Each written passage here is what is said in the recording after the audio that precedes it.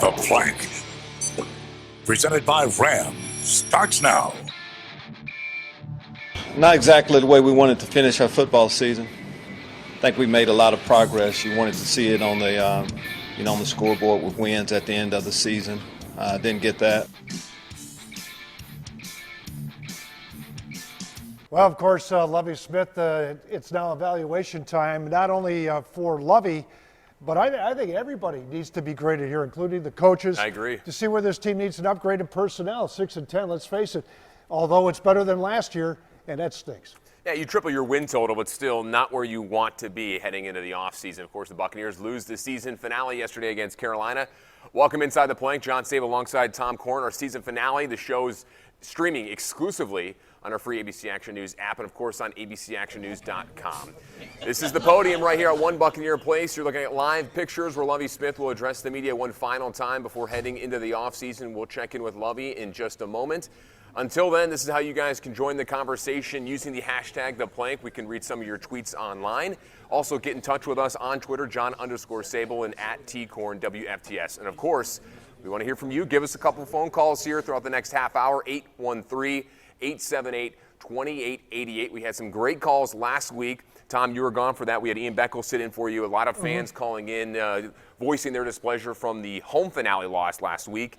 But now we want to hear from you guys on not just yesterday's season finale loss at Carolina, but also just overall opinions of what happened throughout this entire season. I think one of the few things that you don't find, but it seems you do find here, is that a 6-10 season following a 3-13 season, your coach gets fired.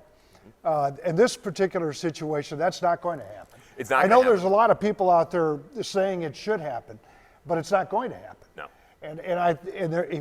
But I do believe there'll be a short leash next season. I agree, and not only that, but when you look at the first 2 years of Lovie Smith compared to the only 2 years of Greg Schiano, Lovie Smith's overall record is actually 3 wins worse than Greg Schiano. But you really can't compare it that way because you have to look at what happened inside the locker room and outside the locker room with the Schiano era and this Lovie Smith era. So when you say that and when you compare it, it's an unfair comparison, in my opinion. The completely different cultures, completely different teams. There is progress with Lovie Smith and with this team, and you also have better draft classes. Just look at what Jason Light hit on some key rookies this past season. So we're going to head out to One Buccaneer Place. Here's Lovie Smith live right now addressing the media one final time. Every team starts off the season same way. You want to, for us, win our first game, win the division, and ultimately win the Super Bowl. Things didn't turn out that way for us this year. As we started the football season, as a 2-14 team, there was a lot of room for improvement. And I think that's where we are. You're always judged on your record. Our record isn't good enough right now at 6-10, but we have made improvement with our ball club. As I talked to you starting this football season, we had a lot of foundational pieces that we needed to put into place. I feel like we've done that in a lot of areas, but we're still not there. So believe me, we realize where we are. We're not good enough. We had one last chance yesterday, talking about yesterday's game, to match up against the best in the league right now. And what we found out is we're not there yet, but we will get there. So that's how we're finishing the season. We've made progress, but we still have, ways to go. Offensively, we made progress too. Jameis Winston had an outstanding season for a rookie. He threw over 4,000 yards. I saw him grow in a lot of different areas. Our football team isn't a finished product yet. But I think it's safe to say that we're in pretty good shape going forward with him leading us on and off the field. Our running game, we wanted to have balance. For the most part, we had balance throughout the season with Doug Martin's year, and Charles Sims, I should say. Our offensive line was a big area of concern. Offensive line came together, played well, blocking for the run, of course, and the pass. So there's some good things that we're able, receiving wise. Mike Evans, we missed Winston for a while, but to get also Safari and Jenkins back in there with the tight ends. Cameron Brate really stepped up. So offensively, you can see the numbers.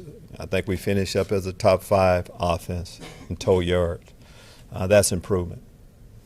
Defensively, if you just go by yards, I think we're going to finish up 10th. That's improvement.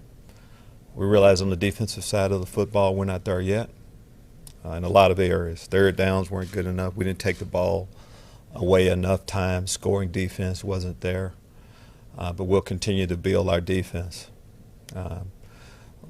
Gerald McCoy, Levante David. Levante David was outstanding yesterday, too, I might add, like he's been all throughout the year. What we saw the last 4 games of the season. We didn't play our best ball the last 4 games of the season. And maybe it was as simple as missing a few players. One like Quan Alexander. It was good to see him back in the building today. We were a different defense when he wasn't out there.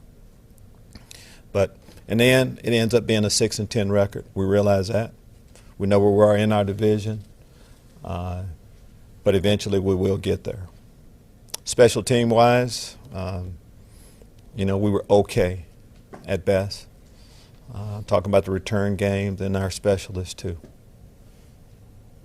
It's always tough this time of the year when you say goodbye to your team because this group will never be together again. We have some players that have played a long time, some that are in the 4th quarter of their career, but that had outstanding seasons for us. Gosner, Shirless, Logan Mankin. These are guys you don't retire on the type of years that both of them had. So that's where we are. I'll take your question. Look at the impact of players that you got out of the draft last year, specifically on offense. You got 3 guys that started, basically the entire year. If you can get that on defense, do you feel that's the leap you can make equally across the board? My glass, of course, is always half full, but I think it's safe to say that, yes. When I talk about foundational pieces, we have a lot of those in place throughout. The young players you mentioned, Donovan Smith, left tackle, starting the entire year. Ali Marpet playing most of the year. And, of course, Jameis. Yes. And then you now go to the defensive side of the football of the 1 draft pick we did have defensively, Quan being our Mike linebacker.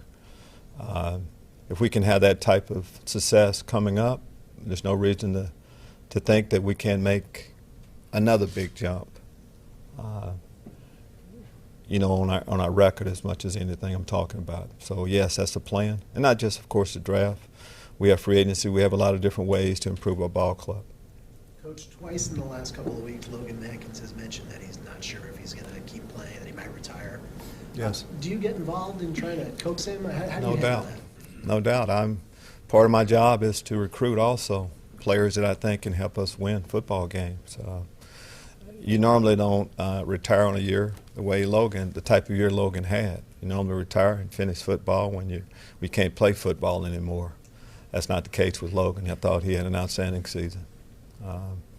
Do I get involved with recruiting guys like that? Yes, I do.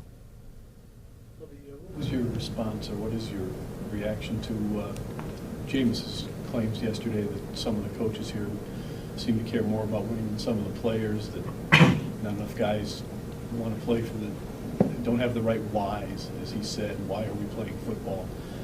It seemed like he was calling out somebody on this team, some players. I haven't seen all of what you said, but I know probably the way Jameis started it off was talking about what he can do better next year. And as he came to me, that's how our conversation went. Coach, what can I do better? What do I need to better? How do you see me, and where do you see me? Being part of being a leader is to challenge everybody to raise their standard. Coaches, players, and all, everybody in the organization. So I assume that's what Jameis said. I know that's what comes out of his mouth every time he opens it about the team and what we all need to do to get better, play better ball, coach better ball, and all of that. I assume that's what he was saying. He did. He did mention himself first. He said, "We got to get better. It starts with me. I got to get better." What is he on the right track? And is he saying the right thing? Yes, I don't muzzle Jameis at all, or any of our players. I want them to say what's on their mind and what they see. And as one of the leaders going forward, he needs to be vocal and more vocal in his role as our starting quarterback. And if he said that, there's probably a whole lot of truth to it. When you're 6-10, we all need to do things differently, do things better. And that's definitely the message coming from all of us. Lovie, is it fair to say that maybe a lack of maturity at times hurt this team in 2015? And how much slack do you give that it was a young team? Do those two always go together? Well, I don't know if they always go together, but in our case, yes, we need to mature more as a football team. We did play a lot of young players. I think we were looking at our roster, there's over 20 first or second year players on our roster. It's a young football team, but some of the things we did, you just can't put that on being young. Things that we have to do a better job of, that I've talked about quite a bit, but haven't been able to get it. We haven't been able to coach it well enough, haven't been able to get it done, is take care of the penalties. And that part of being a disciplined football team, whether that's young, old, whatever. Those are areas before we can become a championship team we need to take care of. So how do you get that point across? I mean, because you went the entire season being near the bottom, in terms of penalties, and I think you tied Buffalo. But how do you get the point across when it seems like you went the whole season where some people may have not been listening? Well, the only way you can do it is just keep working on it. As simple as that. Keep talking about it over and over.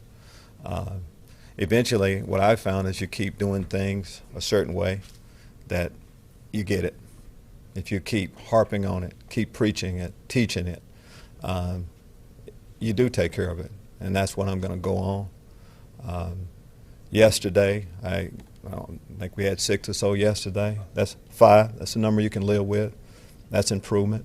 I just don't think going forward, though, that would be what will stop us from ultimately being a championship team. Lovie, when you took over this franchise 2 years ago, you knew it wasn't going to happen overnight. Is it, after 2 years, is this about where you wanted it to be, or is it short of where you want it to be, or are you meeting your expectations of where you want to take this organization? Oh, I don't think any of us would say that we've met our expectations. We had high hopes. When it took over the franchise, we knew that, you just can't build a program overnight. You like to have a quick fix, but that just wasn't a part of the process. But when you get to 6-6 in the season, it makes you think that maybe a little bit farther along and we can get it done.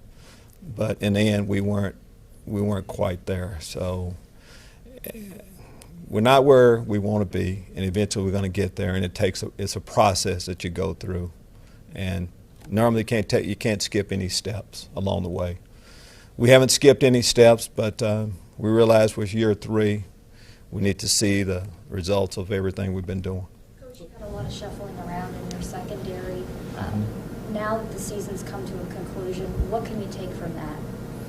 When you do that much shuffling, I mean, you're searching.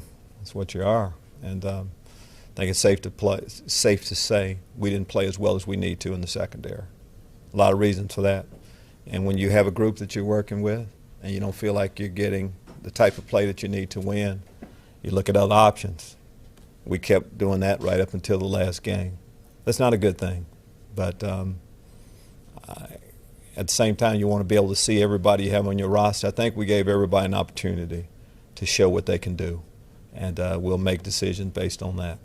A lot of those guys in the secondary and were players you sort of handpicked, you and Jason together, and it seems they didn't all work out.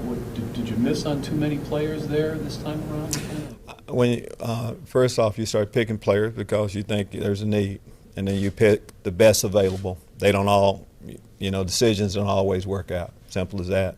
You don't stop the program because of that. You keep looking. And it's not the first time I, as a head football coach, have picked guys and it didn't work out. You do better the next time around, and that'll be our goal this time. As simple You as have as that. many young ascending players as you do. Does it almost make you more eager to get back to work? I think that would be, I think you had a chance to talk probably to most of the guys. That is the tone right now. There's disappointment, but there's disappointment and you're headed this direction. Then there's disappointment because you can't wait to really finish the job. That's the tone of our program right now. With the young players, but also as I've talked to some of the veteran players that have seen it happen before, and they know the Logan Mankins that I talk about, guys, Shirley's, guys that have seen it happen, their excitement to want to finish up what they started. So yes, there is a lot to that. Coach, since it's been so long, since it's been a few years since this team has had a winning record, is there still sort of a culture of losing around here that still needs to be eliminated? Until we win, that would be the case. But in order to win, you still have to look at and I keep going and keep talking about us trending. We had 2 wins, we had 6. And if you've been around here to look at our ball club right now, I don't think it's going out there by yourself to see us continuing this trend. But right now, that's how it has been for a long period of time. Until we do something about that, we have to live with that. Coach, I'm sure obviously you guys will sit down as a group and evaluate players and game plan for the future, but as far as your staff goes, is there a point this week where maybe you and Jason take a look at the staff? Maybe there's guys that are contracts are up that you have to take a look at and maybe bringing in other coaches? A part of the end of the year process that you go through is evaluating players and coaching, staff going forward, all that. That's the base part of what we do. Of course, a part of the process today is to say goodbye to the players. I'll start meeting with our coaches the rest of the week. So, yeah, that's just a normal part of what you do at the end of the year. What message do you want to leave with the players as you say goodbye to them heading into the offseason? I think the message is pretty clear for all of us. I mean, it is about next year. Guys, we're going to be a good football team, all right? We've laid the foundation. Now it's time for us to reap the benefits of that. That's the message going forward. If you believe in what we're doing right now, we all will do more, and we're going to have better success next year. Once we get to a point where it's critical time, we're going to get over the hump next time. And that, the culture of having losing season is just a year away. That's it. You guys believe that? I know during your time away from football, you said it was a time to be brutally honest with yourself. I assume you self-evaluate during the off season as well. Is there anything that you've kind of already picked up on that maybe you would do differently next go around? See, I mean, you get to the end of the season, but there's self-evaluation going on throughout. So it's not like I have to go back over. That happened throughout. Every tough decision, every decision I maybe would do differently, I went through that process then. But just like for the players, I mean, now to take a step back and look at everything without having a game plan and things like that, yes, we'll go through that process. And keep in mind, when I talk about our football team, I mean, I'm talking about me first, on things that I have to do better. You are what your record says you are. Right now I see us, and for me, I'm a coach that got better this year, but has to improve a lot more. When you see the job that Dirk Cutter was able to do in 1 year, have this team jump from 32 to 5 and the progress he's making with these young guys. All right, you were listening there to Lovie Smith as he was debriefing the media today on the Buccaneers season at 6-10. He said a lot of things there, John. Yeah, a lot to digest. A lot to digest. And we'll talk more about that when we come back. We're going to take a quick break and stay tuned. We'll be back with more right after this.